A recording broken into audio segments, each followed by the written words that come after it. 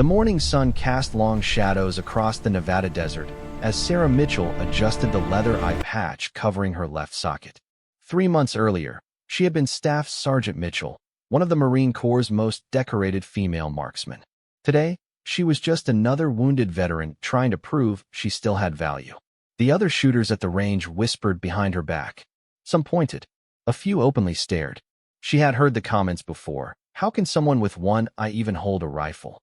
And this is just a publicity stunt. But Commander Jake Reynolds of SEAL Team 6 saw something different when he watched her methodically clean her weapon with the precision of someone who understood that attention to detail meant the difference between life and death. He had read her file. Fallujah, the IED that took her eye and nearly her life. The 63 confirmed kills before her injury. The Silver Star citation that mentioned her extraordinary courage under fire. As she stepped up to the 1,000-yard line, the range fell silent. Reynolds quietly approached, carrying something that made even hardened Special Operations veterans take notice. A Barrett M82, a 1.50 caliber sniper rifle. He set it down beside her standard-issue weapon and spoke just 2 words that would change everything. Show them. What happened next would become legend in military circles and transform how the world viewed wounded warriors forever. This is the true story of Sarah Mitchell, the woman who lost an eye but never lost her shot, and how one moment of faith from a SEAL commander turned her greatest weakness into her most powerful weapon. The story you're about to read isn't just about marksmanship. It's about resilience, redemption, and the unbreakable spirit of those who serve. It's about proving that sometimes our greatest scars become our strongest armor.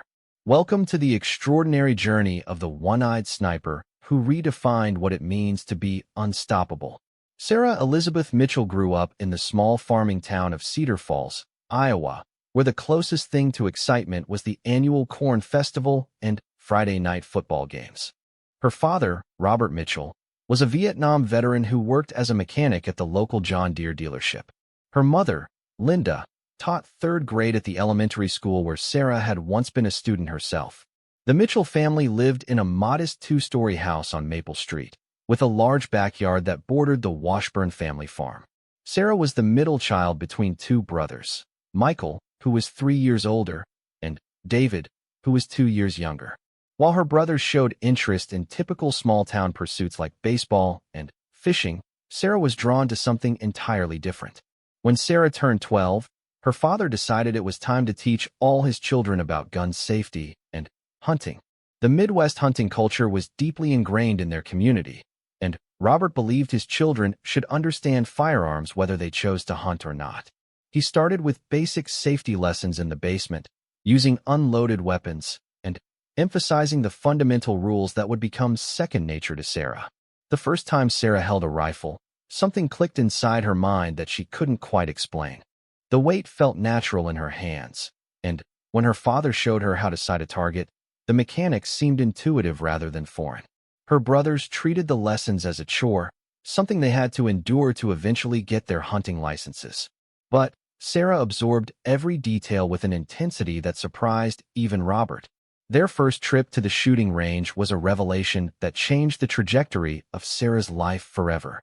Robert had arranged for his 3 children to practice with a local shooting instructor named Tom Bradley, a retired Army sergeant who had served 2 tours in Korea.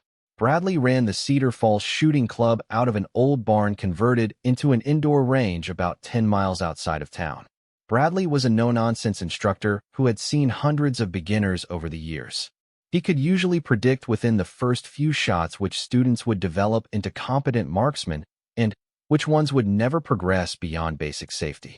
But when Sarah stepped up to the firing line with a .22 caliber training rifle, something extraordinary happened that Bradley would remember for the rest of his life.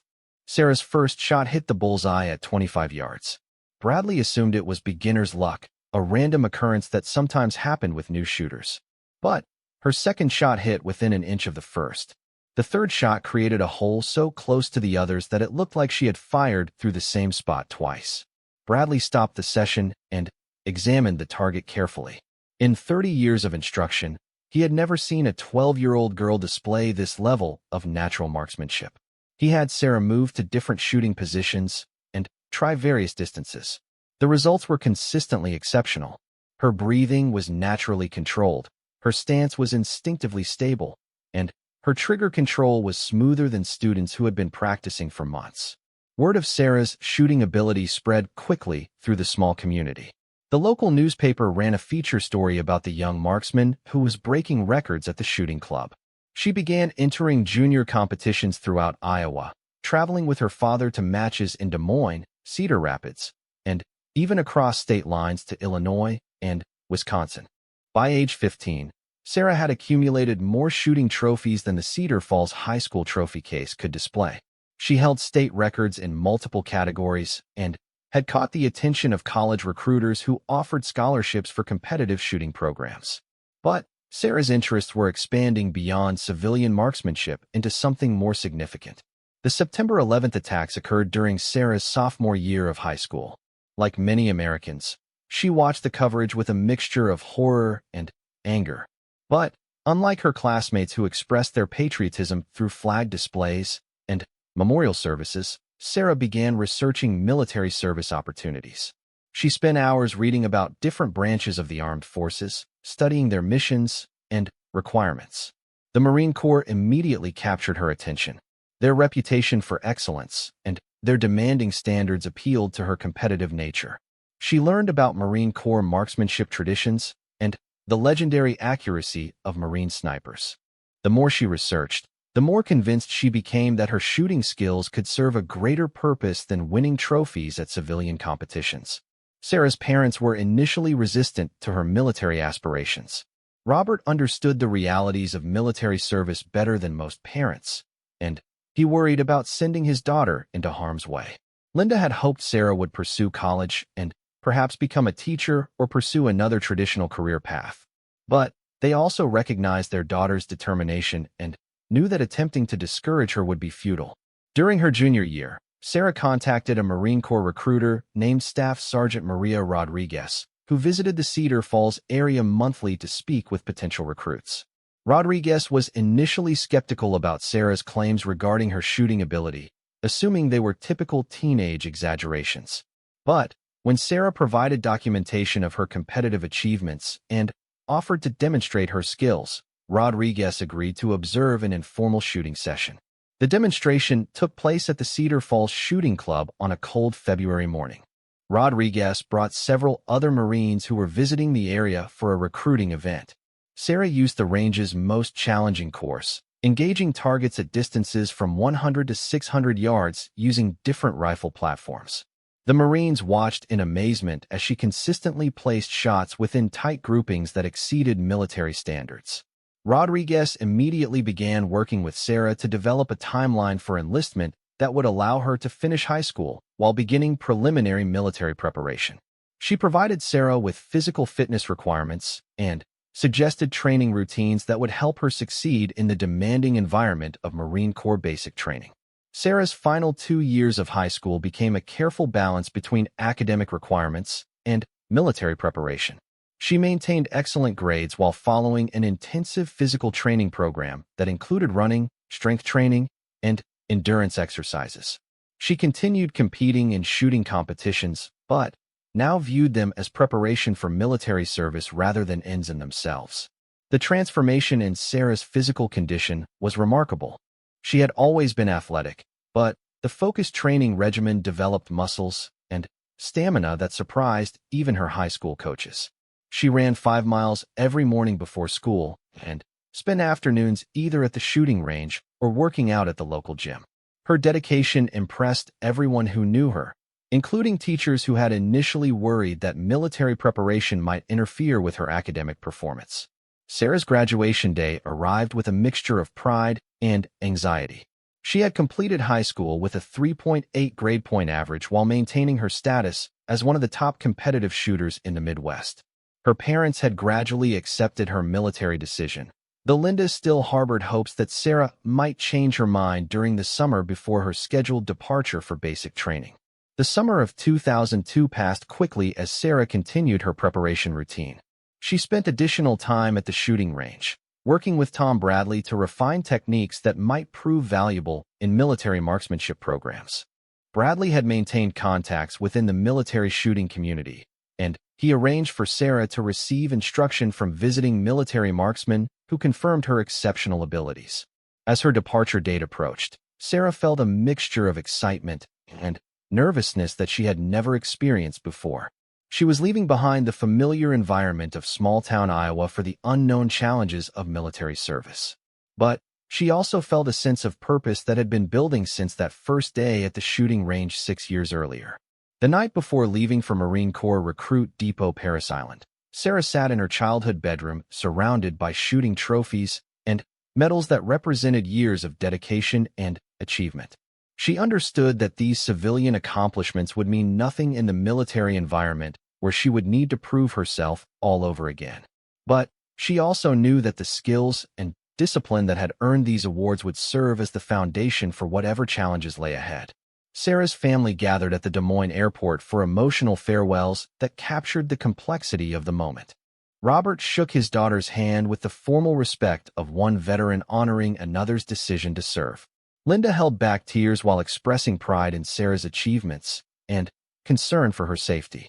Her brothers offered awkward but sincere expressions of support, acknowledging that their sister was embarking on something beyond their own experience or understanding.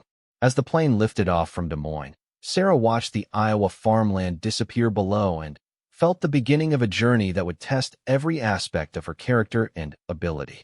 She carried with her the shooting skills that had defined her teenage years, but she also carried something more important, the small-town values and family support that would sustain her through whatever trials awaited in the months and years ahead. The 18-year-old girl from Cedar Falls had no way of knowing that her journey would eventually lead to the deserts of Iraq, the devastating injury that would nearly end her career, and the moment on a Nevada shooting range that would transform her from a wounded veteran into a symbol of resilience and determination. But as the plane carried her toward the most challenging chapter of her life, Sarah Mitchell was ready to discover just how far natural talent, hard work, and unwavering determination could take her. The South Carolina humidity hit Sarah like a physical blow as she stepped off the bus at Marine Corps Recruit Depot Parris Island. The August heat was unlike anything she had experienced in Iowa, and within minutes her civilian clothes were soaked with perspiration. Around her, dozens of other young recruits looked equally overwhelmed by the oppressive climate and the intimidating presence of the drill instructors who immediately began shouting orders and organizing the new arrivals into formation. Drill Instructor Staff Sergeant Marcus Thompson was a 12-year Marine veteran who had served 2 combat tours in Afghanistan. He stood 6 feet 4 inches tall with a voice that could be heard across the entire parade ground. Thompson had trained hundreds of recruits over his 4 years as a drill instructor, and he prided himself on his ability to identify potential Marines within the first week of training. Sarah quickly learned that her civilian shooting achievements meant nothing in the military environment where every recruit was expected to meet the same demanding standards regardless of their background or previous experience. The drill instructors deliberately ignored any mention of prior accomplishments, focusing instead on building Marines through their systematic training program that had remained fundamentally unchanged for decades. The first weeks of basic training tested every aspect of Sarah's physical and mental preparation. The physical training was more demanding than anything she had experienced during her high school preparation. The drill instructors pushed every recruit to their absolute limits, and several members of Sarah's platoon failed to meet the standards and were recycled into later training companies. Sarah's competitive shooting background provided no advantage during the initial military marksmanship instruction that began during the 4th week of training.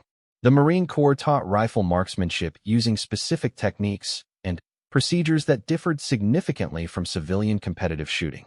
Recruits were required to forget any previous shooting experience and learn the Marine Corps way of engaging targets with military precision. Staff Sergeant Jennifer Martinez served as the primary marksmanship instructor for Sarah's training company. Martinez was a former competitive shooter herself who had represented the Marine Corps shooting team before becoming a drill instructor. She understood the challenge facing recruits who had extensive civilian shooting backgrounds because they often struggled to adapt to military techniques that contradicted their established habits. The Marine Corps marksmanship program emphasized different priorities than civilian competitive shooting. Military marksmen needed to engage targets quickly and accurately under combat stress, often from awkward positions and in adverse weather conditions. The training focused on practical battlefield applications rather than the precision techniques used in controlled competitive environments. Sarah initially struggled with the transition from competitive shooting to military marksmanship. Her civilian training had emphasized careful target acquisition and precision shot placement that required significant time and concentration. The military approach demanded rapid target engagement and immediate transition between multiple targets, skills that required completely different muscle memory and mental focus. Martinez recognized Sarah's potential but also understood that her civilian background could become a limitation if not properly channeled. She provided additional instruction during personal time, helping Sarah understand how to adapt her natural shooting abilities to military requirements. This extra attention created some resentment among other recruits who assumed Sarah was receiving preferential treatment because of her civilian accomplishments. The first live-fire exercise took place during the 6th week of training at the Weapons Training Battalion Range Complex. Recruits fired the standard Marine Corps M16A4 service rifle at targets ranging from 200 to 500 yards. Sarah approached the exercise with confidence, assuming her shooting background would provide a significant advantage over recruits with no previous firearms experience. The results were humbling. Sarah's scores were barely above average, and several recruits with no prior shooting experience outperformed her significantly. She had difficulty adapting to the military shooting positions and struggled with the time constraints that prevented careful target acquisition. The competitive shooting techniques that had made her successful in civilian competitions proved to be counterproductive in the military environment.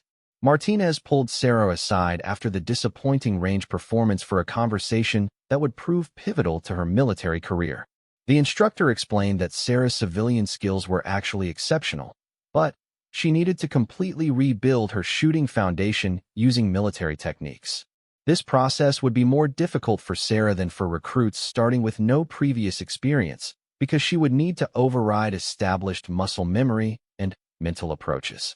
The conversation marked the beginning of an intensive remedial training program that Martinez developed specifically for Sarah's unique situation. They spent additional hours on the range after regular training sessions, working systematically to replace Sarah's competitive shooting habits with military marksmanship fundamentals. The process was frustrating and sometimes demoralizing, but Sarah's determination to succeed kept her committed to the demanding schedule. Gradually, Sarah began to understand the fundamental differences between competitive shooting and military marksmanship. She learned to engage targets rapidly without the careful preparation time she had relied upon in civilian competitions. Her shooting positions became more adaptable to battlefield conditions rather than the stable configurations used in competitive environments. Most importantly, she developed the mental flexibility to transition quickly between different targets and engagement scenarios. The transformation became evident during the final marksmanship qualification that took place during the 10th week of training. Sarah's scores improved dramatically, and she achieved the Expert Rifleman badge that was awarded to only the top 15% of Marine recruits. More significantly, Martinez noted that Sarah had developed the foundation necessary for advanced marksmanship training that could lead to sniper school opportunities. Sarah's overall performance during the 13 weeks of basic training earned recognition as one of the top graduates in her training company.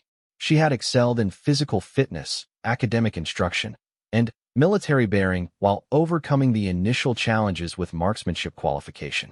Her drill instructors noted her leadership potential and recommended her for accelerated promotion opportunities following graduation from basic training. The graduation ceremony at Parris Island was attended by Sarah's parents, who had traveled from Iowa to witness their daughter's transformation from civilian teenager to United States Marine. The young woman they saw during the ceremony bore little resemblance to the girl who had left Cedar Falls 4 months earlier. Sarah had gained muscle mass and lost body fat, but more importantly, she carried herself with the confidence and bearing that marked her as a professional warrior. Following graduation from basic training, Sarah was assigned to Marine combat training at Camp Lejeune, North Carolina, for additional instruction in infantry tactics and advanced weapons systems. This month-long course provided specialized training for Marines who would serve in combat roles, building upon the foundation established during basic training at Parris Island. The combat training course introduced Sarah to weapons systems beyond the standard service rifle, including squad automatic weapons, grenade launchers, and crew-served machine guns. She also received instruction in infantry tactics, patrol procedures, and combat communications that would prove essential during future deployments to combat zones. Sarah's performance during combat training earned additional recognition from her instructors, who noted her rapid mastery of complex weapons systems and her natural leadership abilities during tactical exercises. They recommended her for advanced marksmanship programs that could lead to specialized assignments within the Marine Corps sniper community. Following completion of combat training, Sarah received orders to report to Marine Corps Base Camp Pendleton, California, for assignment to the 2nd Battalion, 5th Marine Regiment. This infantry unit had a distinguished combat history and was preparing for deployment to Iraq as part of Operation Iraqi Freedom. Sarah would serve as a designated marksman within a rifle platoon, providing precision fire support during combat operations. The transition from training environment to operational unit presented new challenges that tested Sarah's adaptability and professional development. She was joining an established unit with experienced Marines who had already served combat deployments together. As one of the newest and youngest members of the battalion, Sarah needed to prove herself worthy of their trust and confidence. Her platoon sergeant, Staff Sergeant Carlos Rivera, was a veteran of 3 previous combat deployments who had earned the Silver Star for actions during the Battle of Fallujah. Rivera had seen numerous young Marines join his unit with high expectations based on training performance, only to struggle when faced with the realities of combat operations. He was initially skeptical of Sarah's potential contribution to the platoon's combat effectiveness. Sarah's introduction to her squad was conducted during a field training exercise in the Mojave Desert that simulated combat conditions they would encounter during their upcoming Iraq deployment. The exercise tested individual and unit proficiency in marksmanship, tactics, and decision-making under stress. Sarah understood that her performance during this exercise would determine how her fellow Marines viewed her capabilities and reliability. The desert training exercise proved to be another pivotal moment in Sarah's military development. She demonstrated not only exceptional marksmanship skills, but also the ability to function effectively as part of a combat team. Her accuracy with both individual and crew-served weapons exceeded the performance of Marines with significantly more experience.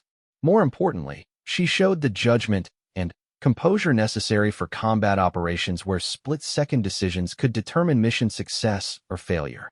Rivera's assessment of Sarah changed dramatically during the final phases of the training exercise when her platoon was conducting a simulated patrol through a mock Iraqi village. The scenario included multiple role players acting as insurgents who engaged the patrol from concealed positions using blank ammunition and laser simulation equipment. Sarah's ability to quickly identify and accurately engage targets from various positions and distances impressed even the most experienced Marines in her unit. The training exercise concluded with individual counseling sessions where squad leaders evaluated each Marine's readiness for combat deployment. Rivera's assessment of Sarah noted her exceptional marksmanship abilities, but also praised her tactical awareness and ability to function under stress. He recommended her for additional specialized training that could enhance her value to the unit during their upcoming deployment. Sarah's first year as a Marine had transformed her from a small-town teenager with natural shooting ability into a professional warrior ready for combat operations. She had overcome initial challenges adapting to military culture and had earned the respect of her peers and superiors through consistent performance and dedication to excellence. But the greatest test of her skills and character lay ahead in the unforgiving environment of combat operations where theoretical knowledge would be tested against deadly reality. As Sarah prepared for her first deployment to Iraq, she reflected on the journey that had brought her from the shooting ranges of Iowa to the desert training grounds of California. She had achieved her goal of becoming a United States Marine, but She understood that her real test would come in the combat zones where her skills would be measured not by targets and scores but by her ability to protect her fellow Marines and accomplish the mission regardless of the dangers they would face together. The transport plane descended through the darkness toward Al-Assad Air Base in western Iraq, carrying Sarah and her fellow Marines into their first combat deployment. Through the small windows, she could see the occasional flash of explosions in the distance, reminders that they were entering a war zone where the enemy was real and the consequences of mistakes could be fatal. The months of training had prepared her for this moment, but nothing could fully replicate the psychological impact of knowing that she might need to take human life or risk her own to protect her fellow Marines. Staff Sergeant Rivera had briefed the platoon during the flight about their area of operations around the city of Fallujah, which had become one of the most dangerous locations in Iraq for American forces. The insurgency had gained strength throughout 2004, and Marine units were conducting daily patrols and raids designed to disrupt enemy networks and establish security for the local population. Sarah's role as a designated marksman would be crucial during these operations, providing precision fire support and overwatch protection for her squad. The first few weeks at Al-Assad involved acclimation training designed to help newly arrived Marines adjust to the unique challenges of the Iraqi environment.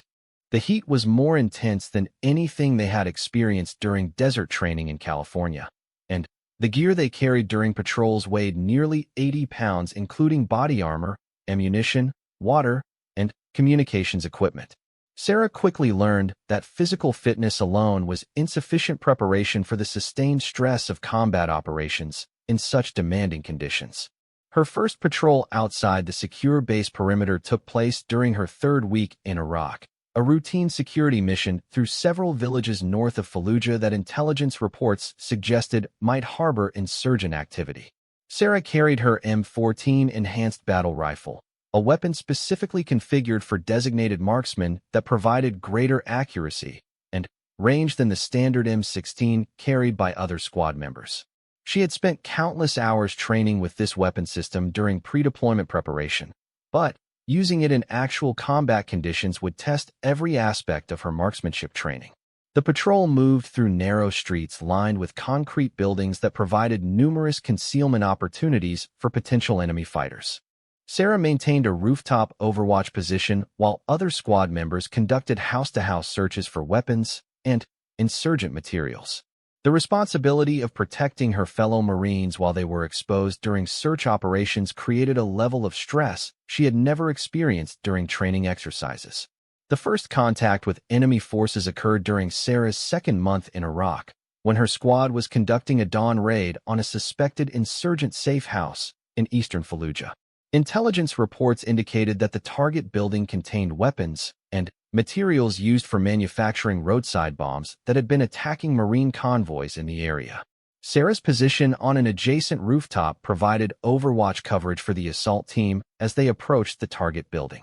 The insurgents opened fire from multiple positions within the building complex, using automatic weapons and rocket-propelled grenades that forced the assault team to take cover behind concrete barriers and abandoned vehicles. Sarah could see muzzle flashes from several windows and doorways, but the Marine assault doctrine required positive identification of targets before engaging with precision fire that might endanger civilians who could be present in the area. Through her rifle scope, Sarah observed an insurgent fighter moving between positions on the second floor of the target building, carrying what appeared to be a rocket-propelled grenade launcher. The fighter was preparing to engage the Marines who had taken cover in a courtyard approximately 200 meters from Sarah's position. She had a clear shot, but taking it would mark her transition from training to combat reality where her actions would have permanent consequences. The moment of decision lasted only seconds, but it would remain vivid in Sarah's memory for the rest of her life. She controlled her breathing, aligned her rifle sights, and squeezed the trigger with the same smooth technique she had practiced thousands of times on training ranges. The shot was precise, and the insurgent fighter dropped immediately, eliminating the threat to her fellow Marines who were pinned down in the courtyard below. Rivera later commended Sarah for her quick thinking and accurate shooting during the engagement, noting that her actions had probably saved Marine lives by eliminating a significant threat before it could be employed against the assault team.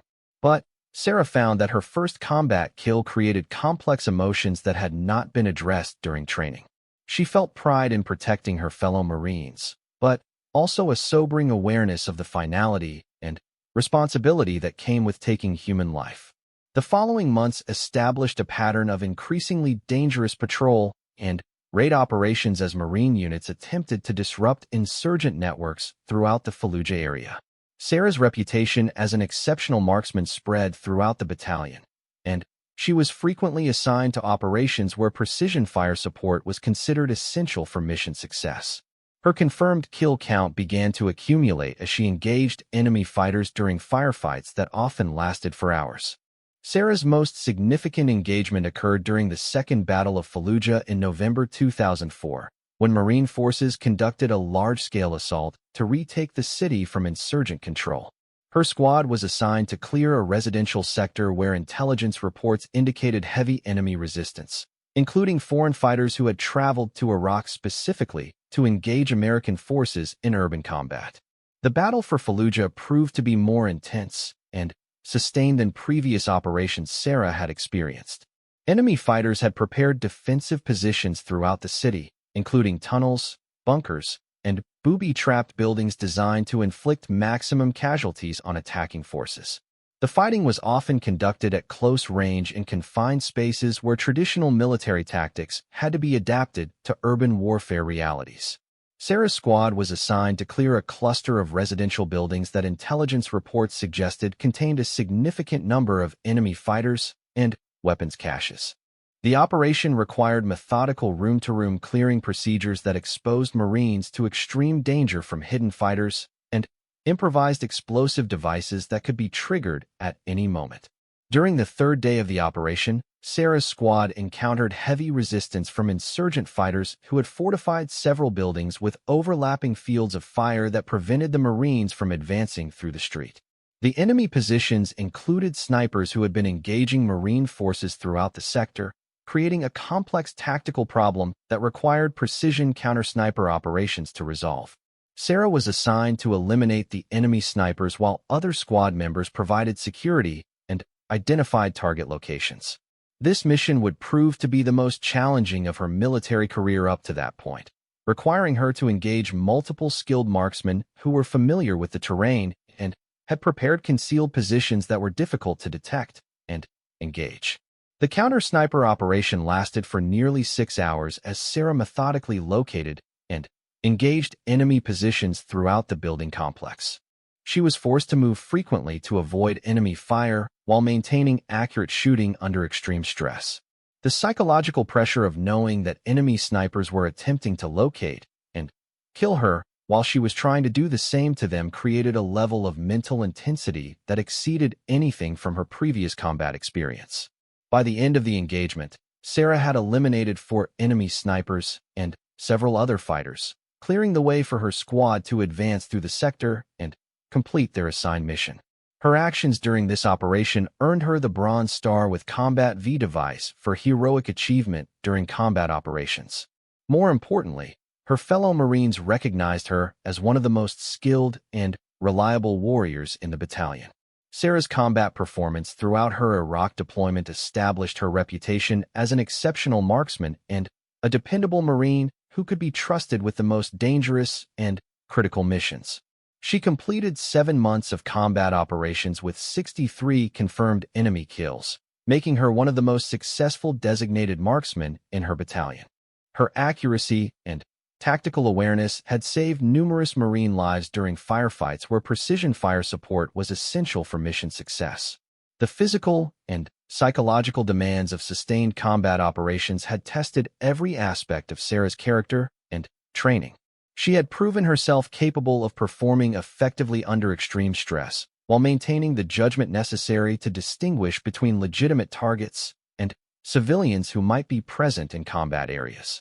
Her fellow Marines regarded her with respect and admiration that extended beyond her marksmanship skills to include her courage, reliability, and commitment to mission accomplishment. As Sarah's deployment neared its end, she began to contemplate her future within the Marine Corps and the opportunities that might be available based on her combat performance. Several senior officers had suggested that she consider applying for Marine Corps Scout Sniper School, an elite program that trained Marines for the most demanding precision shooting missions. The school had historically been limited to male Marines, but recent policy changes had opened the program to qualified female candidates. The possibility of sniper school represented a significant career opportunity that could lead to specialized assignments and advanced training in precision marksmanship and reconnaissance techniques. Sarah understood that the selection process would be extremely demanding and that many qualified candidates were eliminated during the rigorous training program. But her combat experience and demonstrated abilities had given her confidence that she could meet the challenges and succeed in the most elite marksmanship program in the Marine Corps. Sarah's first combat deployment had transformed her from a newly trained Marine with exceptional shooting skills into a seasoned combat veteran with proven battlefield experience. She had discovered that her natural marksmanship abilities, combined with proper training and combat experience, made her exceptionally effective in the demanding environment of urban warfare where precision fire support could determine mission success or failure. The young woman who had left Iowa with dreams of serving her country had exceeded even her own expectations for what she might accomplish as a United States Marine. But as she prepared to return to the United States after 7 months of combat operations, Sarah could not have anticipated that her greatest test lay ahead in the form of a roadside bomb that would nearly end her life and force her to rebuild everything she had worked to achieve during her military career. The convoy of armored vehicles moved slowly through the outskirts of Fallujah on what was supposed to be Sarah's final patrol before returning to the United States. After 7 months of combat operations, she was scheduled to rotate back to Camp Pendleton within the week, and this routine security patrol was intended to be a quiet conclusion to her successful deployment. The mission involved checking several civilian checkpoints and conducting a brief meeting with local Iraqi police officials who were working to establish security in areas recently cleared of insurgent activity. Sarah rode in the second vehicle of the 4-vehicle convoy, maintaining radio communication with other squad members while scanning the surrounding terrain for signs of enemy activity. The route had been traveled dozens of times by Marine patrols without incident, and intelligence reports indicated minimal insurgent presence in the area. But Sarah had learned during her months in Iraq that routine missions could become dangerous without warning, and she maintained the same level of alertness that had kept her alive during more obviously hazardous operations. The improvised explosive device was buried beneath the roadway at a location that insurgents had carefully selected based on their observation of Marine patrol patterns. The device contained approximately 50 pounds of military-grade explosives connected to a pressure trigger that detonated when the weight of the armored vehicle passed over the concealed location. The explosion occurred at 11:47 a.m. on a clear February morning that seemed like any other day until that moment changed everything. The force of the explosion lifted the 20-ton vehicle several feet into the air before slamming it back onto the damaged roadway. Sarah was thrown violently against the interior walls of the vehicle despite her seatbelt and body armor, suffering multiple injuries, including a severe head trauma that would have permanent consequences. The other Marines in the vehicle were also injured, but Sarah bore the brunt of the blast effects due to her position directly over the explosion point. Corpsman 3rd Class Michael Rodriguez was riding in the lead vehicle when the explosion occurred behind them. He immediately dismounted and ran toward the damaged vehicle while other Marines established security around the blast site and called for medical evacuation helicopters. Rodriguez found Sarah unconscious and bleeding heavily from head wounds that appeared life-threatening even to his experienced eyes. The medical evacuation process that followed was a race against time as Rodriguez and other corpsmen worked to stabilize Sarah's condition while waiting for helicopter transport to a combat support hospital. Sarah had sustained severe injuries to her left eye and surrounding facial structures, along with a traumatic brain injury that caused swelling and bleeding within her skull. Her survival depended upon receiving advanced medical care within the critical first hour following the blast. The helicopter flight to the combat support hospital at Al-Assad took 18 minutes that seemed like hours to the medical team working to keep Sarah alive. She remained unconscious throughout the flight, while corpsmen administered intravenous fluids and medications designed to reduce brain swelling and maintain her vital signs. The helicopter crew pushed their aircraft to maximum speed, while the medical team prepared Sarah for immediate surgery upon arrival at the hospital. Navy Surgeon Lieutenant Commander Patricia Walsh had been expecting Sarah's arrival and had prepared an operating room based on the initial medical reports transmitted from the blast site.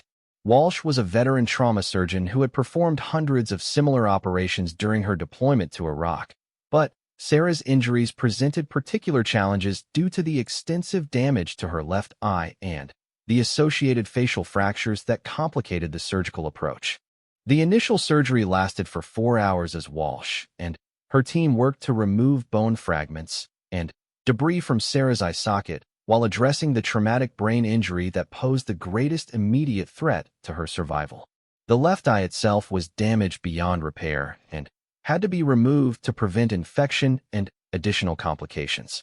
Walsh was able to control the brain's swelling and bleeding, but Sarah's long-term prognosis remained uncertain due to the severity of her head trauma. Sarah remained in a medically induced coma for 6 days while her brain recovered from the trauma and swelling that had threatened her life immediately following the explosion. Her parents flew to Germany to be present when she was evacuated to Landstuhl Regional Medical Center, the primary treatment facility for seriously wounded service members from Iraq and Afghanistan. The journey from Iraq to Germany was accomplished using specialized medical transport aircraft equipped with intensive care capabilities. The first sign of Sarah's recovery came on the 7th day after the explosion when she began responding to verbal commands while still connected to life support equipment. Her initial words were barely audible questions about the condition of the other Marines who had been injured in the blast. Walsh later noted that Sarah's immediate concern for her fellow service members was typical of the character traits she had observed in seriously wounded Marines during her deployment. Sarah's physical recovery progressed slowly over the following weeks as she dealt with the complex medical challenges associated with traumatic brain injury and the adjustment to vision loss in her left eye. The brain injury had affected her balance and coordination, requiring extensive physical therapy to rebuild basic motor functions that most people took for granted. The eye patch covering her damaged socket served as a constant reminder of how dramatically her life had changed in a single moment. The psychological adjustment to her injuries proved to be as challenging as the physical recovery process. Sarah had defined herself throughout her life by her exceptional visual abilities and marksmanship skills that depended upon precise depth perception and target acquisition. The loss of vision in her left eye created fundamental questions about her future military career and her identity as a Marine marksman who had achieved considerable success during combat operations. Military medical specialists conducted extensive testing to evaluate Sarah's remaining capabilities and determine whether she could continue active duty service with accommodations for her visual limitations. The tests revealed that while she had lost peripheral vision and depth perception on her left side, her right eye remained completely functional and could potentially compensate for much of the visual deficit with proper training and adaptation techniques. The Marine Corps Medical Evaluation Board faced the difficult decision of determining whether Sarah's injuries were compatible with continued military service or whether she should be medically retired due to her inability to meet standard physical requirements. The board considered her exceptional combat record and the Marine Corps' investment in her training, but they also had to evaluate her ability to perform essential military functions safely and effectively with her current limitations. Sarah's own perspective on her future became the decisive factor in the medical board's deliberations. Despite her injuries and the significant challenges she would face, she expressed a strong desire to continue serving and was willing to undergo whatever training or adaptation programs might be necessary to remain on active duty. Her determination impressed the medical professionals who had observed her recovery process and influenced their recommendation that she be given the opportunity to prove her continued effectiveness. The rehabilitation program designed for Sarah included specialized training in shooting techniques adapted for marksmen with monocular vision. This training was conducted at Marine Corps Base Quantico by instructors who had experience working with wounded Marines attempting to maintain their military skills despite significant physical limitations. The program required Sarah to completely rebuild her shooting foundation using techniques that compensated for her lost depth perception and reduced peripheral vision.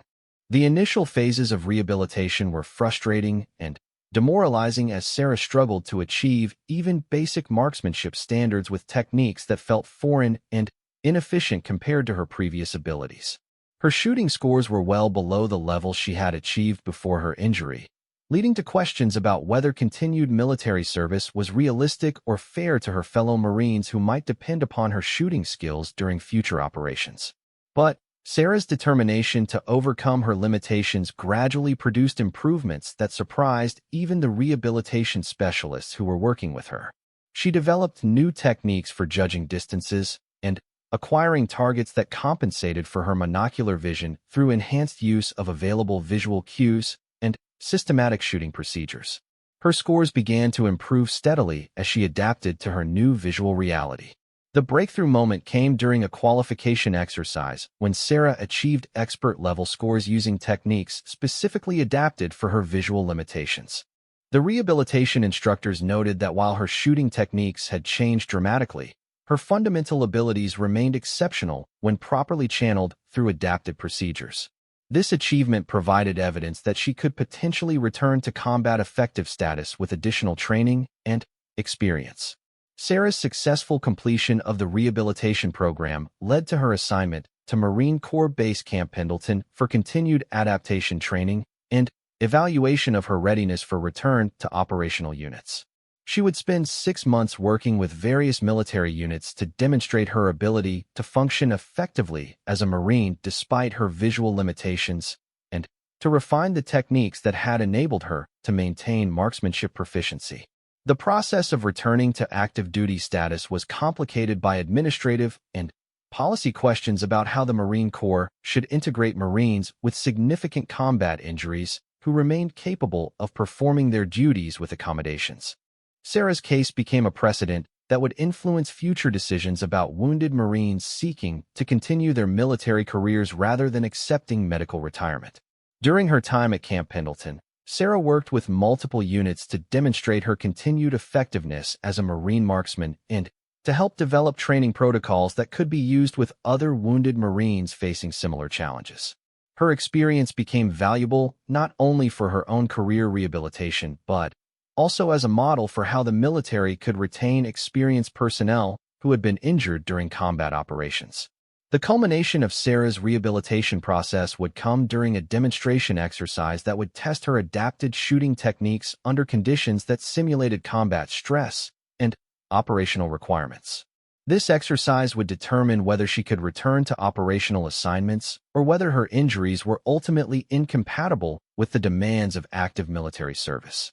As Sarah prepared for this crucial evaluation, she reflected on the journey that had brought her from the devastating injury in Iraq to the possibility of continuing her Marine Corps career.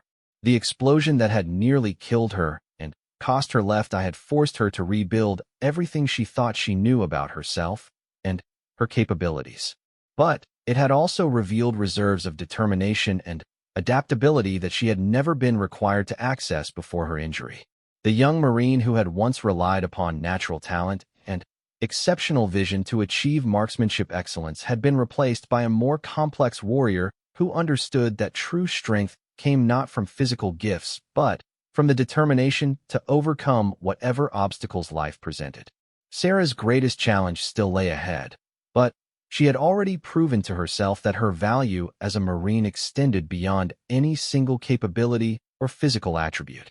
2 years had passed since the explosion that changed Sarah's life, and she found herself standing at the edge of a civilian shooting range in Nevada, adjusting the black leather eye patch that had become part of her identity. The medical retirement from the Marine Corps had been inevitable despite her efforts to prove her continued effectiveness. The official determination stated that her visual limitations posed unacceptable risks during combat operations, effectively ending the military career that had defined her purpose and identity for nearly 6 years. The transition to civilian life had been more difficult than any challenge Sarah had faced during her military service. The structure and brotherhood of Marine Corps life had been replaced by a confusing civilian world where her combat experience and specialized skills seemed to have little relevance. The disability payments from the Veterans Administration provided financial security, but they could not replace the sense of purpose and mission that had driven her throughout her military career. Sarah's presence at the Nevada shooting range was part of a documentary project about wounded veterans attempting to rebuild their lives after military service. The filmmaker, Jennifer Bradley, had contacted Sarah through a veterans organization and proposed featuring her story as part of a broader examination of how combat injuries affected military careers and post-service adjustment. Sarah had initially been reluctant to participate, but she eventually agreed in hopes that sharing her experience might help other wounded veterans facing similar challenges. The shooting range belonged to a private facility that hosted various military and law enforcement training programs in addition to civilian recreational shooting. The range master, Tony Castellanos, was a former Army Ranger who had served 3 combat tours in Afghanistan before establishing the facility as a training center for military and police marksmen. Castellanos had agreed to allow the documentary filming in exchange for the opportunity to demonstrate his facility's capabilities to a broader audience. Other participants in the documentary filming included several active duty and retired military personnel who were participating in a precision shooting workshop designed to maintain and improve long-range marksmanship skills. Among them was Navy SEAL Commander Jake Reynolds, who was attending the workshop as part of his ongoing professional development requirements between overseas deployments with SEAL Team 6.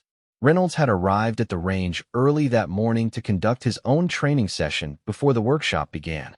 He was methodically working through precision shooting exercises with his personal rifle when he noticed Sarah preparing her equipment at an adjacent shooting position. Her deliberate, professional approach to equipment preparation immediately caught his attention as the behavior of someone with serious military training rather than a casual recreational shooter. The documentary crew began filming as Sarah prepared for her shooting demonstration, focusing on the process of adjusting her equipment and techniques to accommodate her monocular vision.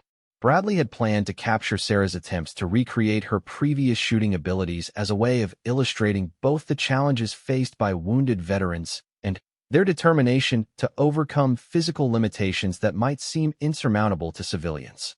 Sarah's initial attempts to engage targets at moderate ranges produced results that were competent but unremarkable compared to her previous standards of excellence.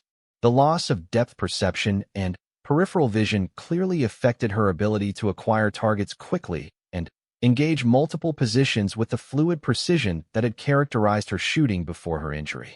She maintained her composure, but Reynolds could see the frustration building behind her professional demeanor.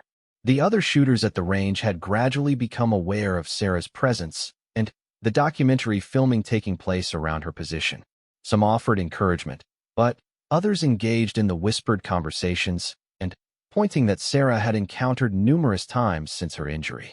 She had learned to ignore such reactions, but Reynolds noticed how they affected her concentration and probably her shooting performance.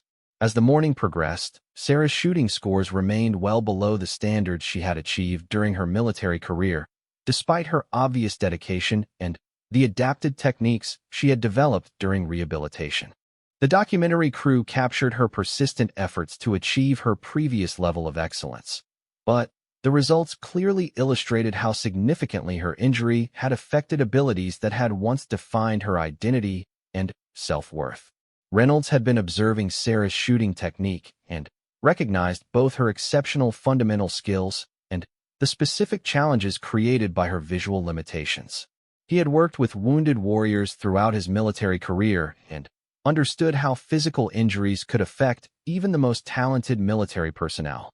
More importantly, he recognized that Sarah's current difficulties did not reflect her true capabilities, but rather the limitations of her current equipment and techniques. During a break in the filming, Reynolds approached Sarah and introduced himself as a fellow military marksman who had been impressed by her professionalism and determination during the morning's shooting. He explained that he had observed some technical issues with her current shooting setup that might be limiting her performance, and offered to provide suggestions that might help her achieve better results. Sarah was initially skeptical of advice from a stranger, regardless of his military credentials, because she had received numerous well-intentioned suggestions from people who did not understand the specific challenges created by monocular vision and combat injuries. But Reynolds demonstrated a technical understanding of marksmanship fundamentals that suggested his recommendations might be based on genuine expertise rather than misguided sympathy. Reynolds suggested that Sarah's current rifle configuration was not optimized for her adapted shooting techniques, and that different optics and stock adjustments might provide significant improvements in her target acquisition and shooting consistency. He also noted that the distances and target arrays she had been engaging were not suited to demonstrating her true capabilities, and proposed a different shooting exercise that might better showcase her skills. The conversation attracted the attention of other military personnel at the range, who gathered to discuss the technical aspects of adapting marksmanship techniques for wounded veterans. The discussion evolved into an informal consultation session where experienced marksmen shared techniques and equipment recommendations that had proven effective for shooters with various physical limitations and injuries. Tony Castellanos, the range master, joined the discussion and offered to provide access to different rifle systems and optics that might be better suited to Sarah's adapted shooting techniques. He suggested that the documentary crew might capture more meaningful footage if Sarah had the opportunity to demonstrate her abilities using properly configured equipment rather than the standard civilian rifle she had been using. Reynolds made a suggestion that surprised everyone present, including Sarah herself.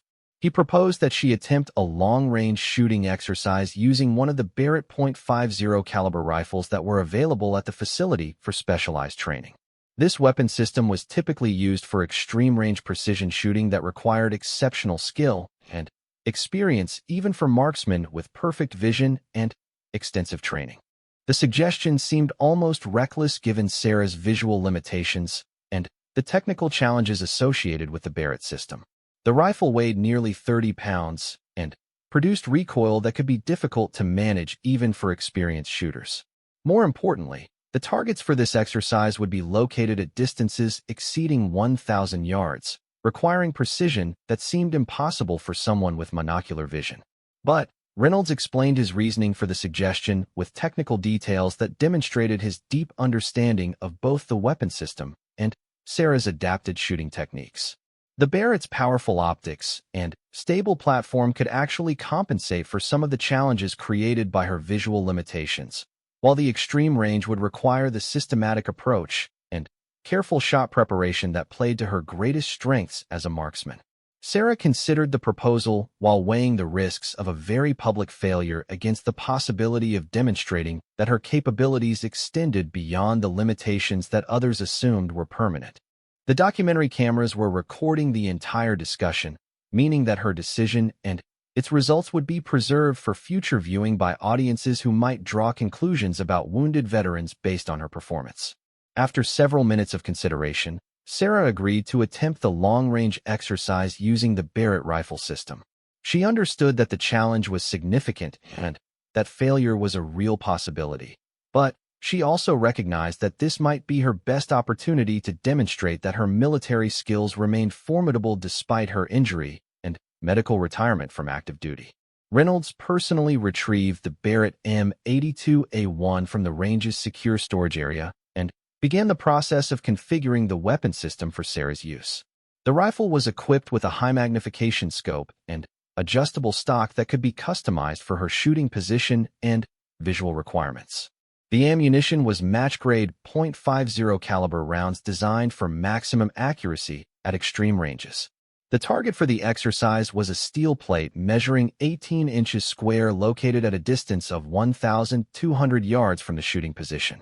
This target represented a challenging shot even for experienced snipers using the Barrett system under ideal conditions. For Sarah, with her visual limitations and unfamiliarity with this particular weapon system, the shot would require exceptional skill and considerable luck to achieve success. As Sarah settled into the shooting position behind the Barrett rifle, the range fell completely silent.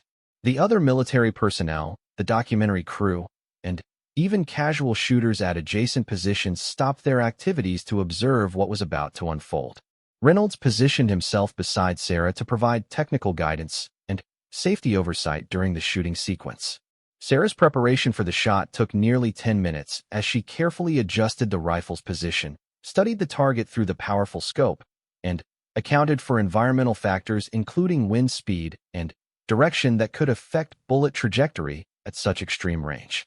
Her systematic approach reflected the military training and combat experience that had made her exceptional before her injury.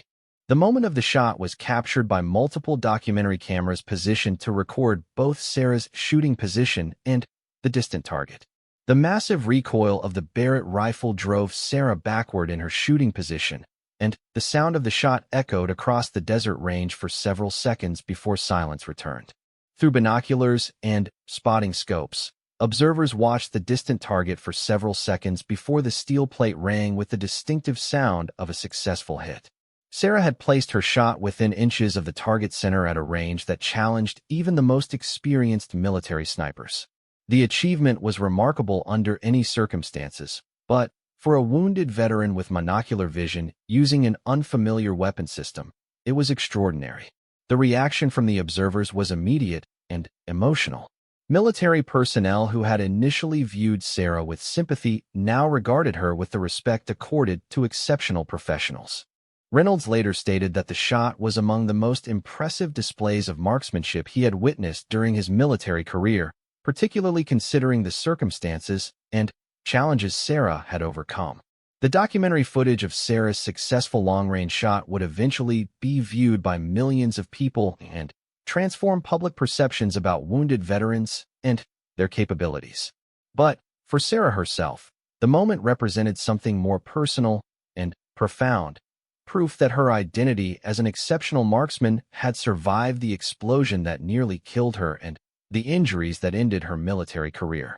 As she stood up from the shooting position and removed her eye patch to wipe away tears that had nothing to do with the desert wind, Sarah realized that her greatest challenge had not been learning to shoot with one eye.